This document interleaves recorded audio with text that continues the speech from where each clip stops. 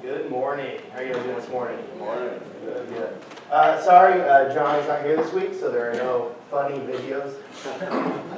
And my voice has kind of gone a little bit also from being at camp all week, so trying to recover from that.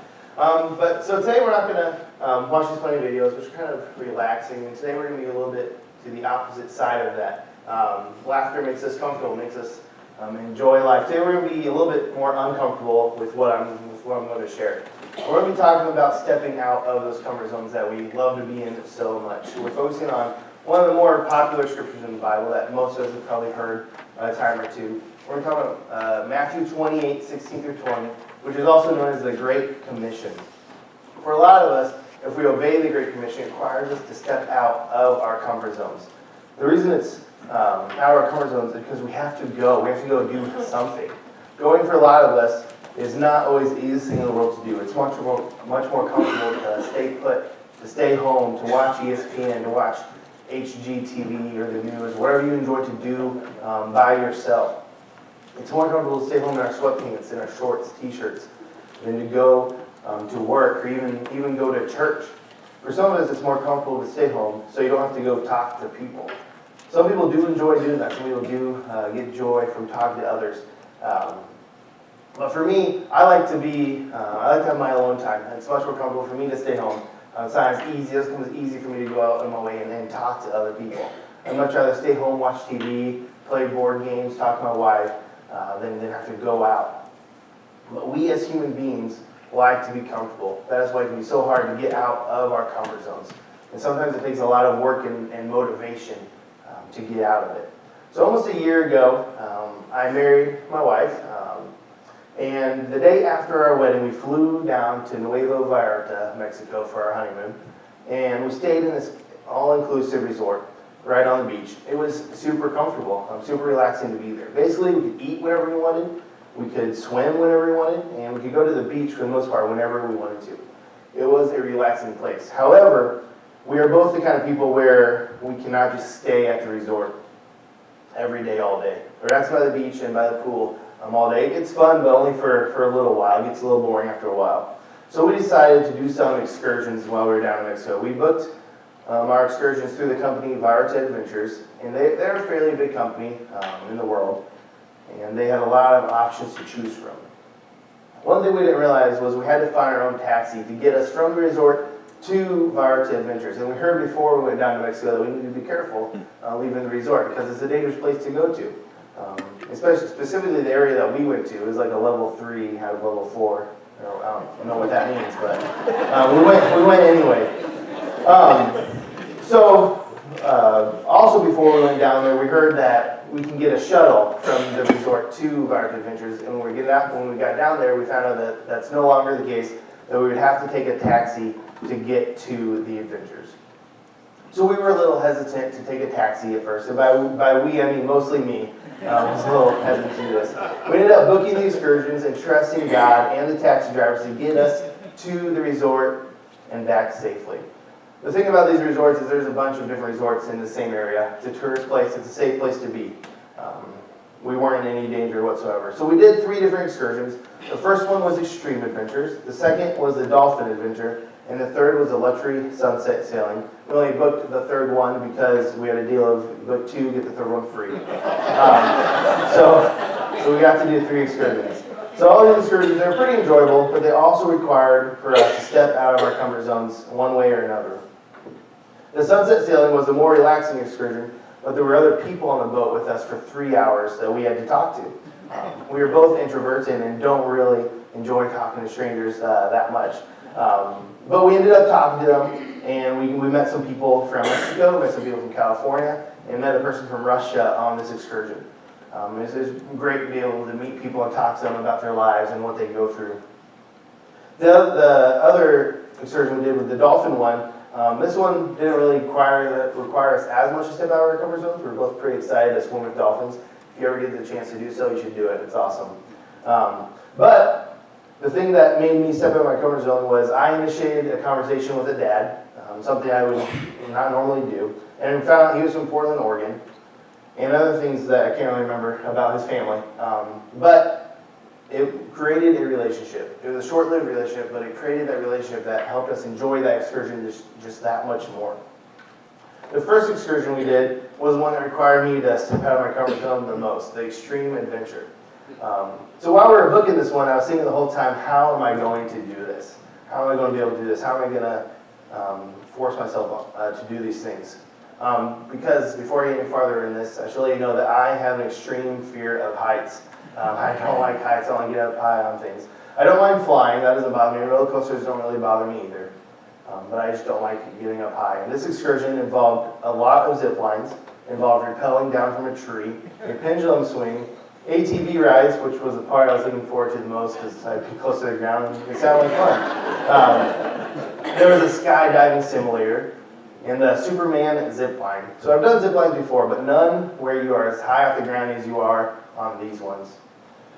There were a bunch of zip lines that we did, and we really after the first one, I enjoyed the rest of them until we got to the rappelling part. Again, I hate heights, and rappelling wasn't the thing I was super excited about. So we rappelled down from this tree. We were pretty high up, and I remember that I had to trust our guides that they wouldn't let us fall to our deaths. So I remember before it was our turn to go that I turned to Jenny and said that I don't want to do this, but there was no other way down, so I had to go. And in the end, it did end up being a lot of fun to rappel. After that, I wasn't really nervous the rest of the day for anything else. The ATV rides were a blast. The skydiving simulator was a lot of fun, but I will never, ever go skydiving. That's the part this is how I'll go. And the Superman zipline was probably the best zipline I've ever gone on. I don't think any other zipline could ever top it. So stepping out of my comfort zone was not necessarily easy in these situations, but it was so rewarding when I did it. The experiences I had because I stepped out of my comfort zone were amazing. When we step out of our comfort zones and obey Jesus' command to go, it will be rewarding, and the experiences will be amazing. If you have your Bibles today, you can open up to Matthew chapter 28, verse 16. So many of us know this scripture already, but for those of you who don't, there's a very quick recap that I want to share with you guys before. So Jesus was born on this earth. He did ministry for 3 years, and this included teaching and doing miracles. He was crucified on the cross, and 3 days later he rose from the dead. And sometime after Jesus sent his 11 disciples, and this time there was only 11 because Judas was no longer alive. He sent them to Galilee, to a mountain, and this is when the Great Commission is stated. Matthew 28, 16 through 20. Now the 11 disciples went to Galilee, to the mountain to which Jesus had directed them. And when they saw him, they worshipped him, but some doubted. And Jesus came and said to them, All authority in heaven and on earth has been given to me. Go therefore and make disciples of all nations, baptizing them in the name of the Father, and of the Son, and of the Holy Spirit. Teach them to observe all that I have commanded you. And behold, I am with you always, to the end of my age. So my first thought after reading this is, why is it that we as followers of Christ struggle with going out and making disciples? I'm not saying that we all struggle with this, but the majority of believers, I think, do struggle with going out and making disciples. I think one of the reasons is because of one word that is in verse 17, doubted. And when they saw him, they worshipped him, but some doubted. So how in the world can these disciples, the closest followers of Jesus, still doubt? Didn't they see him do countless miracles? Didn't they hear his teachings? So the Greek word here for doubt is distazo. Distazo is used only one other time in the book of Matthew, and it was used when one of Jesus' disciples had some doubt.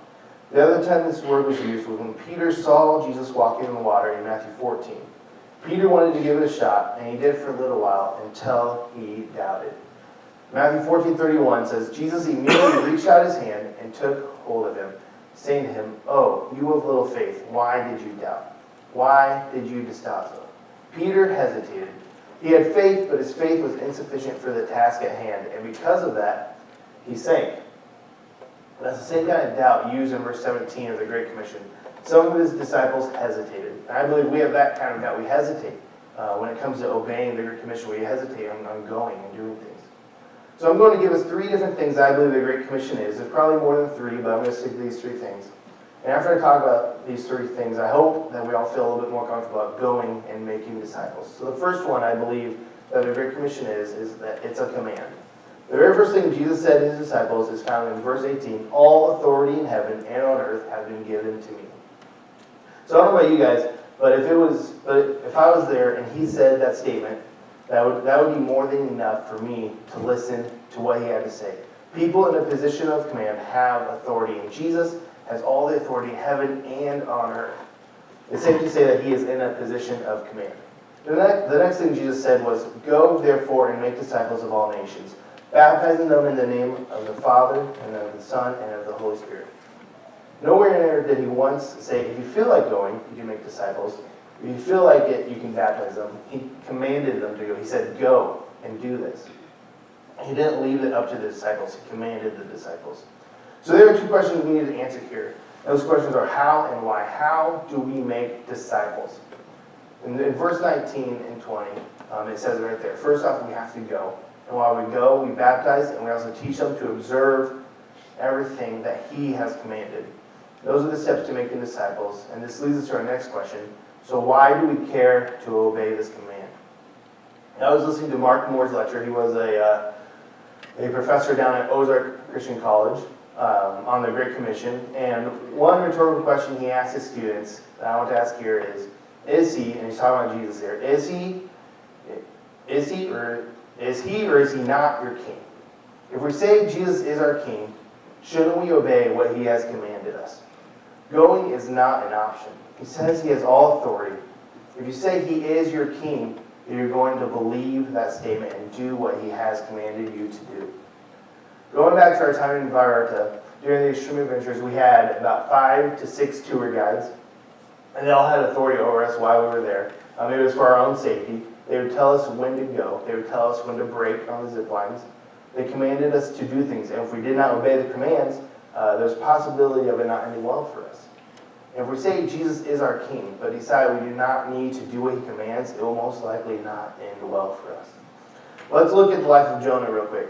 Jonah was a prophet, and in Jonah chapter 1, he is commanded by God to go to Nineveh and call out against it because they were evil people. Jonah decides to not do what God has commanded and tried to flee from God. What Jonah didn't realize is you can't flee from God. Jonah got on a boat to go to Tarshish. On this trip, God sent huge winds, and this terrified the sailors on the boat. So they started to throw cargo overboard and line up the ship so it wouldn't sink. Next, they cast lots, and the lot obviously fell on Jonah. And after a little bit of conversation, Jonah was thrown into the sea. And the sea died down, and then Jonah was swallowed up by a big fish. Jonah disobeyed what God had commanded him to do, and it did not end well for him there.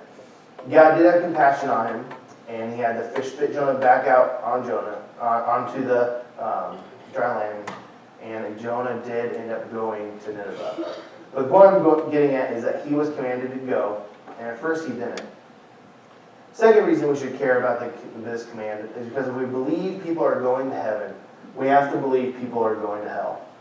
Knowing people are going to hell should motivate us to go and to tell others about Jesus. It should be concerning enough to us that we can't help but share his love with others. This world needs Jesus, and we have been commanded to go and tell the world about him. The second thing the Great Commission is that is also challenging. It is challenging because it requires us to do something. It requires us to leave our comfort zones. Like I said earlier, we do not like to leave those safe places. It's easy to stay home. It's easy to keep to yourself. That is not what we have been called to do. We have been called to go. Things that are challenging are hard. You're not going to find something challenging that is easy. It would not be called a challenge. Jesus doesn't say this is going to be easy. He said, "All authority in heaven and on earth has been given to me. Go, therefore, make disciples of all nations, baptizing them in the name of the Father and the Son and the Holy Spirit. Teach them to observe all that I command you, and behold, I am with you always to the end of the age." The reason why it can be so challenging is because we have doubts go through our heads. We doubt we can raise the money to go somewhere. We doubt our actions will make a difference. We doubt that the person will change their views. We have so many doubts run through our head that prevent us from going.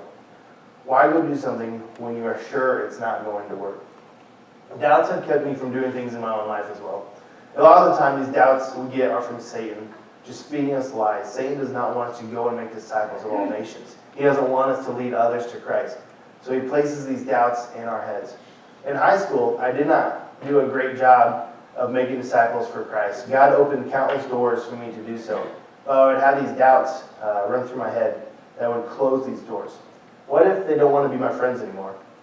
There is no way that they come to church with me. I'll get made fun of. I let these doubts stop me from sharing Jesus with others. It is a challenge for me to go up to people and talk to them. I'm an introvert and do not purposely try to seek out conversations. That's how I've always been. I've gotten a lot better with it now since high school, but it's still a challenge. So the comfort zone is so nice and cozy. It's relaxing. We do not want to leave the comfort zone, to be challenged to do something. But the cool thing about challenges is sometimes there are rewards at the end, like I had on my trip to Mexico. Another story, going back to my fear of heights. Back in February of 2017, I flew out to Phoenix, Arizona to see my best friend from college. And I went during this time because my Chicago Cubs were just starting spring training, so I got to enjoy some of those games as well. And if you're a big Cub fan, go down to Mesa, Arizona. It's awesome. It's an enjoyable experience. But when I was down there for a week with my friend and another one of ours from college. And one of those days we went down to Sedona, which is a beautiful place to go to climb and to hike and do some awesome things down there. Just a couple hours north of Phoenix. So I was fine with the hiking part of the trip, but with my friends Logan and Blake, I knew there would be some climbing involved. They like to explore and be outside a little more than I do. And that made me a little nervous because of my fear of heights. We were hiking along and we came to this part where we had to climb. And it wasn't a straight up climb, but it was still enough to make me a little anxious. And Blake went first like it was nothing, no big deal. It wasn't nothing. So then Logan went. And I stood at the bottom for a little while, and I was a little tired because we were hiking all day. This was in the evening that we got to this part. We're hiking all day long. And I wanted a break, but mostly I was just wasting time trying to figure out if there's another way up, or if I just wanted to stay there and wait for them to come back down.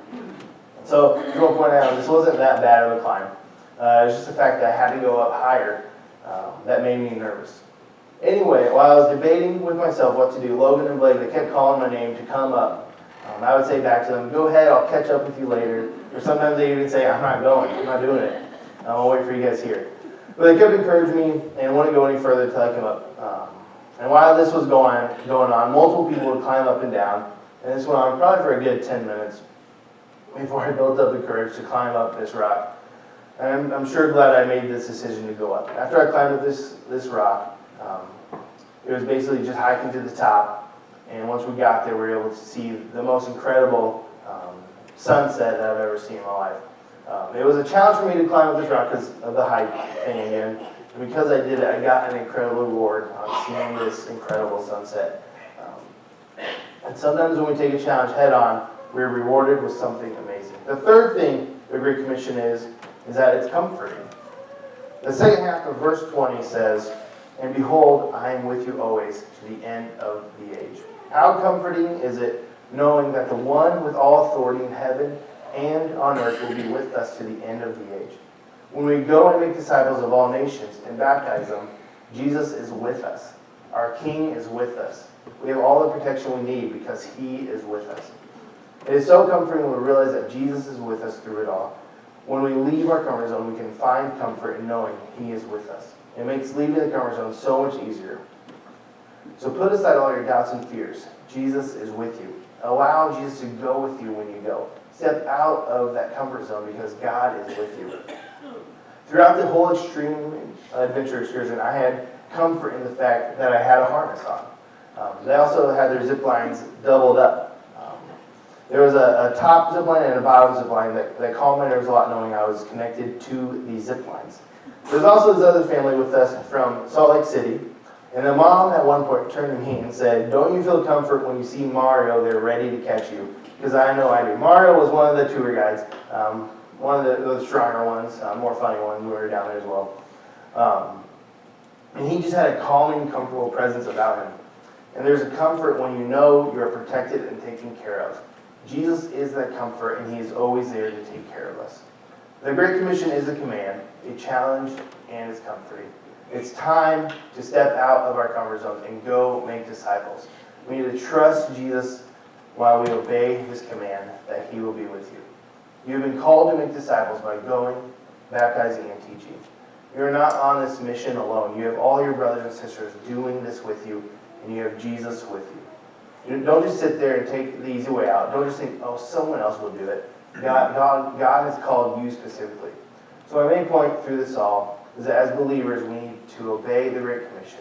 If Christ is your King, going is not enough, or going.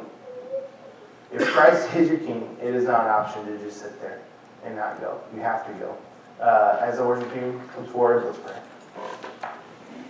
Dear God, Lord, we love you. We thank you so much for this incredible day that you've given us, that we get to worship you even more and spend time with other believers. We ask that you be with us as we go and make disciples, and we ask that you give us the strength and courage to do so, Lord. We love you. Your sins, I pray. Amen.